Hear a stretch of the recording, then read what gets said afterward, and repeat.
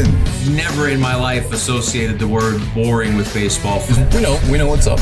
Me? Yeah. Famous? Yeah. And I'm like giddy over there smiling like, we're about to win this shit. Did everyone give you crap? Give me a good host story. I'm not picking it up. We both love the game. We talk about it every day. Getting on baseball. Having some popcorn, you're fooling around your phone. I'd have to wait in line for 3 hours. Hang on, because it's about to be a wild ride.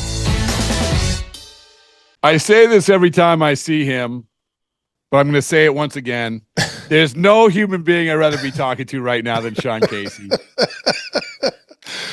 Bradford, what's up, dude? So good to see you, and it was so good to see you at the meetings too, man. You are a star. You walk around the lobby. You're on the MLB Network set. You're the best dressed person there. It's everyone else is just trudging around like you're bebopping all over the place.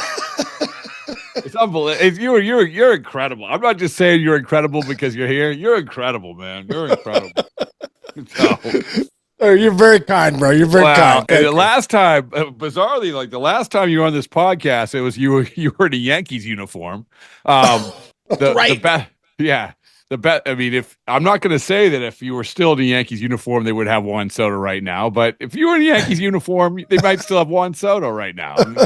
I got to imagine. Have you ever recruited anyone? Have you ever been asked to recruit anyone, free agent or anything? Yeah. I mean, back when I was with the Reds, I did a couple times. I remember calling Matt Clement. Clement, remember? They're like, oh, hey, we're trying to sign Clement. I'm like, all right, I'll call him. I called him. And Clement's from Pittsburgh too, so I'm like, bro, you got to come now. You got to come to the Reds. He ended up signing with the Cubs. He's like, no, I had to go with the Cubs. Like, all right, good choice. But I remember I called Eric Milton, and Eric Milton ended up signing a 3-year deal. So yeah, I did call a few people to recruit. Usually they were big time starting pitchers. Listen, I got to imagine if you wanted to recruit me, I would come. I got to be honest with you. I mean, hey, Bradford, I don't write the checks, though, bro. You're not coming because of me. If someone's offering you $10 million more, you're like, I'm not going with Sean Casey. Yeah, but listen, I'm not all about the money. It's it's just believe me. I would come. And by the way, you do an excellent job on everything you do. MLB Network, podcasting. I can tell because you have a great setup there. You have next level setup, right? I mean. So do you, bro. So do you. Well, I mean, I just had Brian Bannister on. Do you know? I don't know if you know Bannister. Oh yeah, Bannister, pitcher. So he works for the White. He is his next. I'm not going to go into it, but it is unbelievable, His background, but he's so smart too, right? Banny's isn't he super smart? Was with the Royals. Yeah. I love how you say, isn't he super smart too? Not only was a good pitcher, guy's smart as hell. Sure. By the way, Sean, before we get to the what's what, I just want to let programming note for Baseballs and Boring, and you can join me if you want. I don't offer this invitation to everybody. On Wednesday, I'm flying across the country to Los Angeles to get my first tattoo. What? And why are you going to Los Angeles? Is there something in Boston you could do? No. I agreed with the owner of the LLC of this podcast, of the Baseballs and Boring movement, Joe Kelly, that if they won the World Series, that we would sit side by side and get Baseballs and Boring tattoos. And he said he would only do it if Mr. Cartoon, who may be the most preeminent tattoo artist in the country, if not the world, if he did it. He's agreed to do it. I'm flying to LA, Baseballs and Boring tattoo with Joe.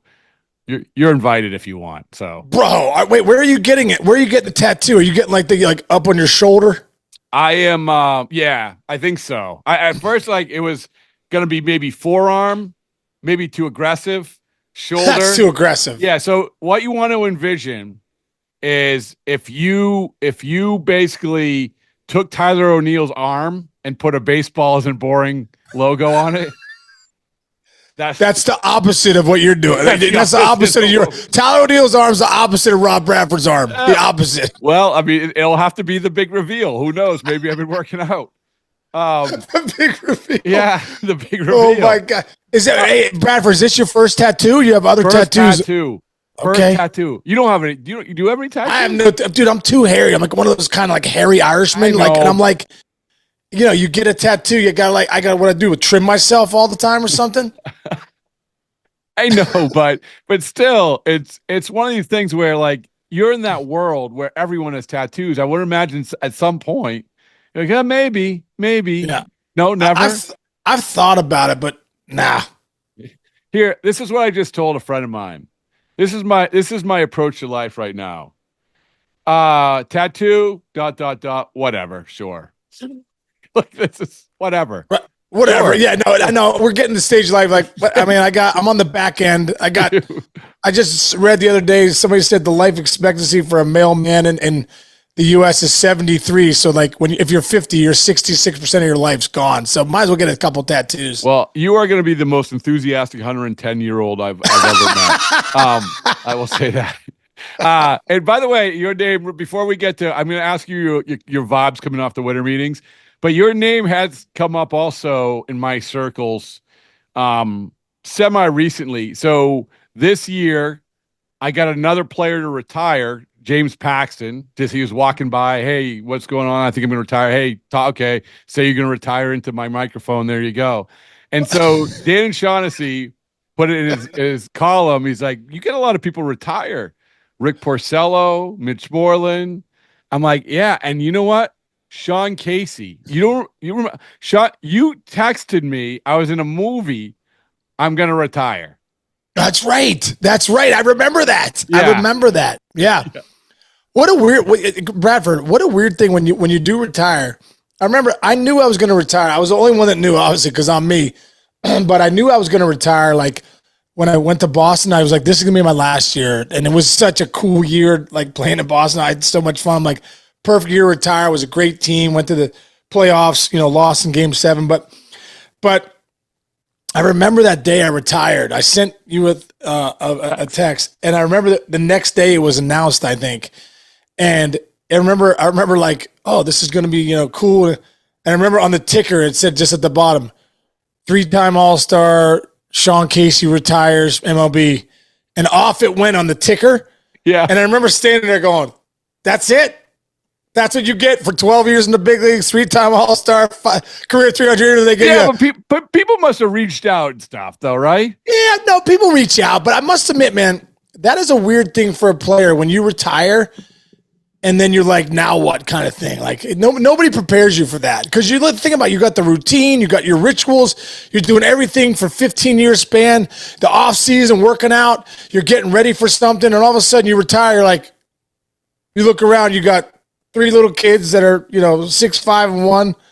You got it's just crazy. It's just crazy. You go from on a spaceship to Mars to like you're riding your BMX bike in the back. You're like, what happened here? You know what? I'm not gonna lie. It's probably like that when you die. We just don't get to see it.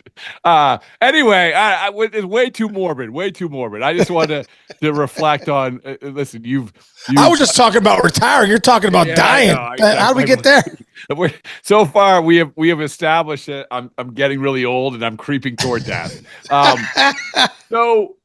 I sincerely, when I see you as everybody, like that, you lightened up everybody's day, and I'm thinking, okay, you're at the winter meetings, you're on the set. What was your favorite thing you did on the set? What was it? You were on there a lot. Like, was there a favorite thing that you did, like an interview or? Well, just interviewing a lot of the guys. I think interviewing Tito was my favorite.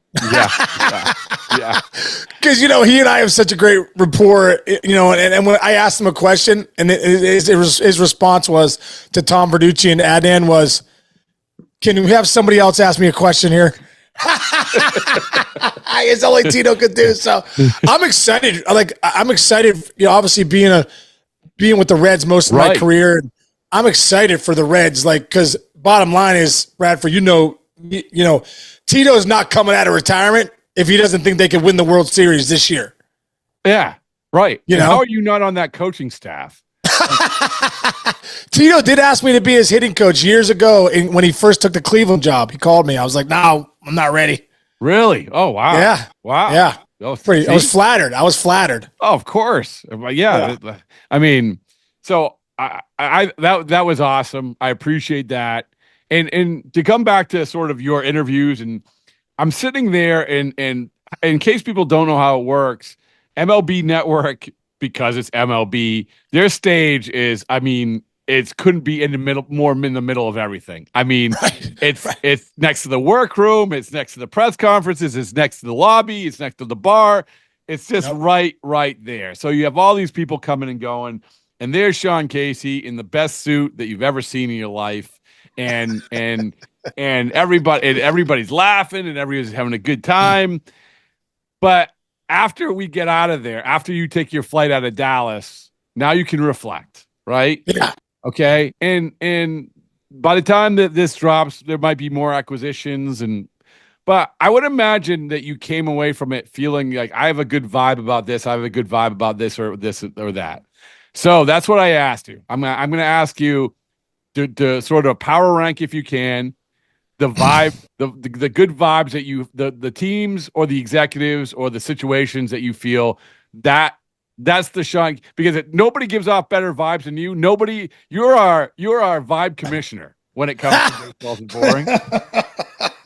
So power rank the vibes for me. Give me some good vibes. Well, I mean, I would say you have to be excited what the Red Sox did. You know, that's a good vibe. Getting Garrett Crochet, and you know, you got a frontline starter. Did you feel that way when you had Breslow on? They lost out on Soto. So I mean, when you're in the belly of the beast, did you feel like they were going to do something, or was it going to be talk? No, I felt like, as a matter of fact, you know, we interviewed Breslow, and I think he was like, we got it. You know, I think he knew they had something brewing. You know what I mean? And you know, there's something on the table. So when I saw they got Crochet, I'm like, that's a nice pickup. I mean, I did think they gave up a lot for him with Montgomery and Teal, but at the end of the day, you got a controllable left-handed starter that punched out over 200 guys and only had 30 walks. You know what I mean? And doesn't have a ton of mileage on that arm. And they needed a lefty in that rotation. So, man, when I look at that, I'm like, that's a great sign for them. Let me ask you this. I was going off script a little bit. But if you have that group of top of the rotation pitchers who are available, Max Fried, Crochet, Burns, and Snell, okay? Which one would you say, if you were executive, you would go in? And they're all good. I mean, I don't want to disparage the Snell and Fried and Burns and Crochet family, but who would you say that's the guy I want to prioritize going into this offseason? Oh, that's a great question. One of the reasons I love Corbin Burns is just because he's a workhorse. You know, you're going to get 190 to 200 innings with him. But I do think that the biggest upside for me is probably Snell. Really? I mean, that curveball's unhittable when he's on. I mean, look at his splits last year when in that first half when he signed late, had the groin injury, really didn't pitch well. Dude, the second half, he had like a 1-2. He was almost unhittable.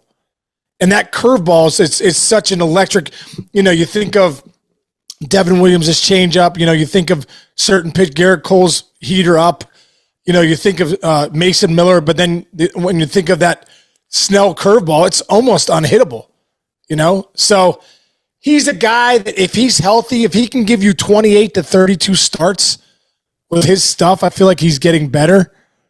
That's the guy, just because of his age, I would love to have. But as far as workhorses go, Corbin Burns. Yeah. You realize that there was only one pitcher in the postseason to pitch as many as 8 innings in a game? Is he the only guy? The only guy. Eight innings, 1 run. Yeah. Do you think that's got to change at some point, dude? Yeah, well, I think that the Dodgers, you know, it's only sustainable. The reality, Sean, is that yeah, okay, the Tigers and the Guardians got to where they got by, you know, bobbing and weaving their way with a bullpen. But they reached a point where it wasn't going to work anymore. And I think even the Dodgers, they only are able to do what they did because Yamamoto and Buehler and to a certain extent Flaherty stepped up. You kids can't just say, hey, you know, we got a bunch of bullpen games. It doesn't work. Right. It doesn't work. You need the guys who you know are going to go 6 or 7 innings at least twice through a series. And And I think that's where we can't get this twisted. The bullpen thing, number one, isn't sustainable. Number two, how many times do you have enough arms to get through that many innings? It was Sean. It was crazy. It was this postseason. Relievers pitched more innings than starters.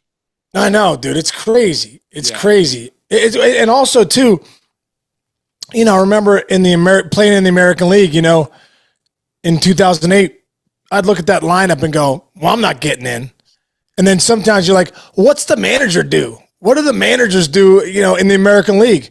Now, the DH being in both leagues, and you look how they're using the bullpens, you're like, oh, now they're managing the bullpens. Like, now the manager actually has a way bigger burden in the game of baseball, because your job now is matchups. After you're done 2 times around the lineup, now you're starting to say, who are we going to? Where are we going? Right. And one thing, Bradford, being in the Yankees dugout last year when I got hired as the hitting coach in the second half last year, seeing those meetings before the game, like, with Aaron Boone sitting there in the office and Matt Blake comes in with the analytic guys and the pitching, there's a few guys and they're going through, okay, in the 7th, if Devers comes up, we're going to match him up with this guy. This will be a good matchup. But so every night going through that stuff, it's like, what?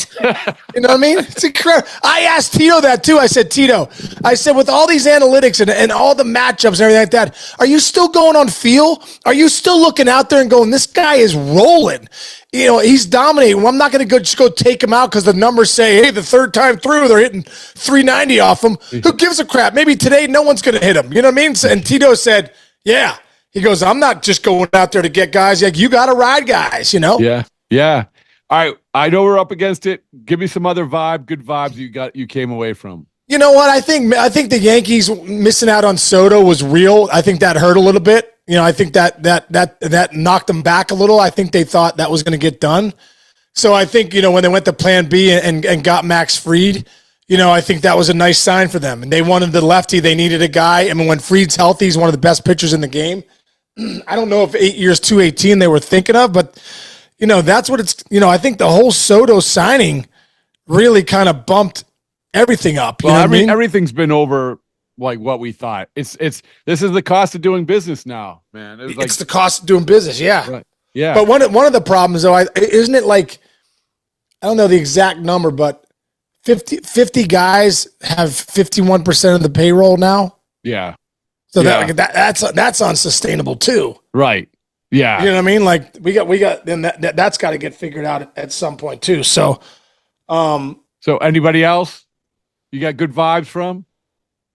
Yeah, I mean I'm trying to think what else went down. Max Fried. I mean, there wasn't a ton of action. No, I'm just feeling like, so you have instances like not even the big boys, right? Obviously the Mets, the Yankees and Dodgers, but even like teams like, the Orioles or the Mariners or dude, you know what? I had a vibe. It was kind of funny.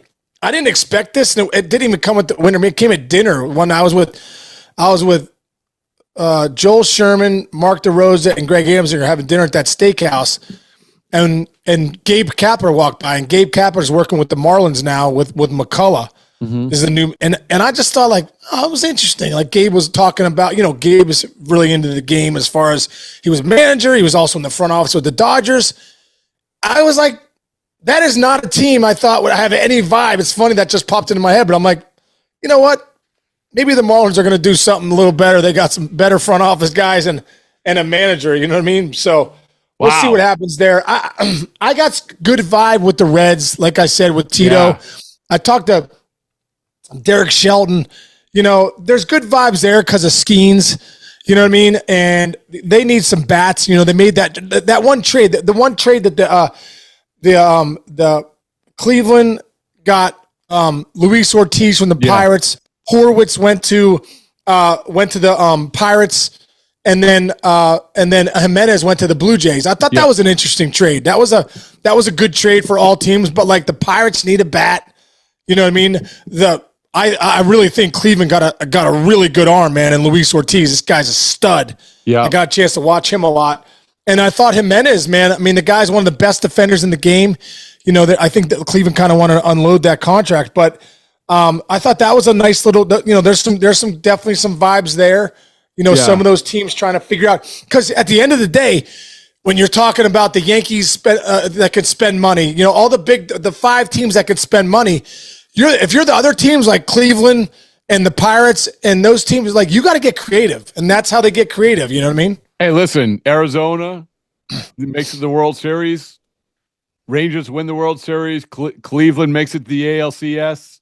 You know, Detroit has a great year. Like, there's examples of this, but, you know, at the end of the day, you know, you still have to get through the gauntlet that is the Mookie Betts and the Freddie Freemans and the, you know, those sort of teams. But hey, listen, all I know is this.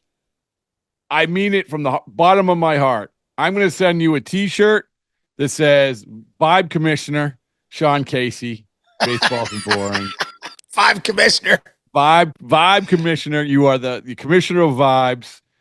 So I sincerely, you bring a smile to my face every time I see you. So I'm glad that you put me in a headlock when I wasn't seeing it, whatever it was.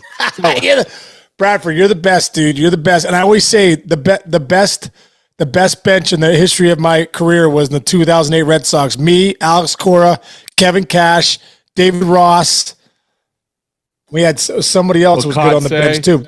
Yeah, we had a blast, man. That bench team was incredible. That was some good vibes on that bench. Talk about vibes. If I can't look at a neck pillow the same way. Oh, dude, I swear to God, still have a C4, C5 bulging disc from that trip to Japan, dude. I laid after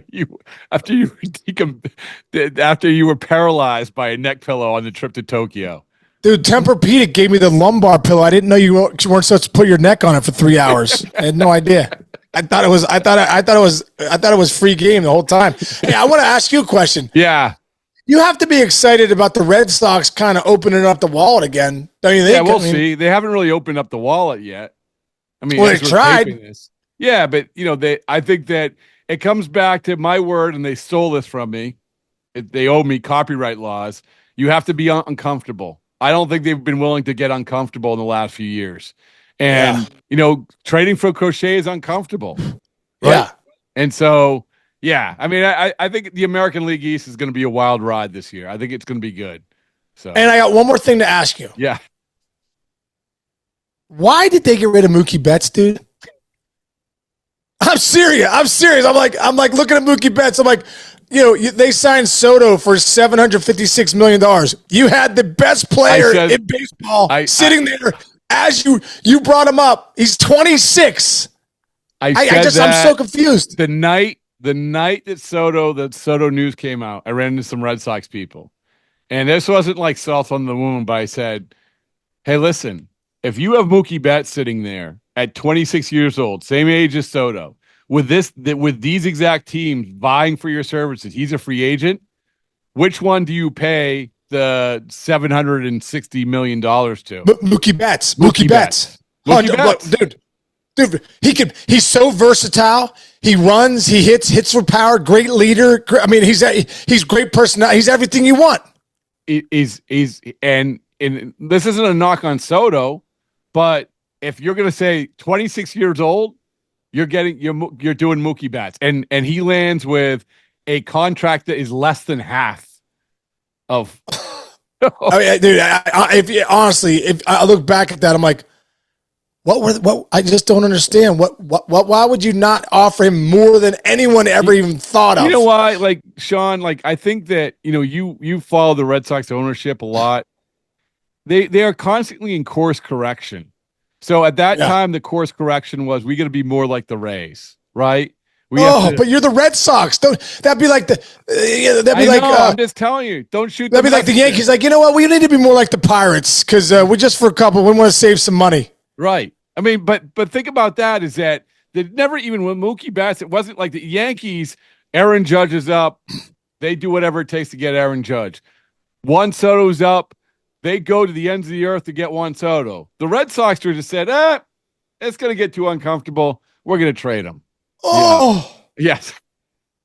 I mean, dude, Mookie Betts now is like. Thank you for that meme, by the way. Painful, dude. Mookie Betts is making what, 300 million? He's made Steal the century now.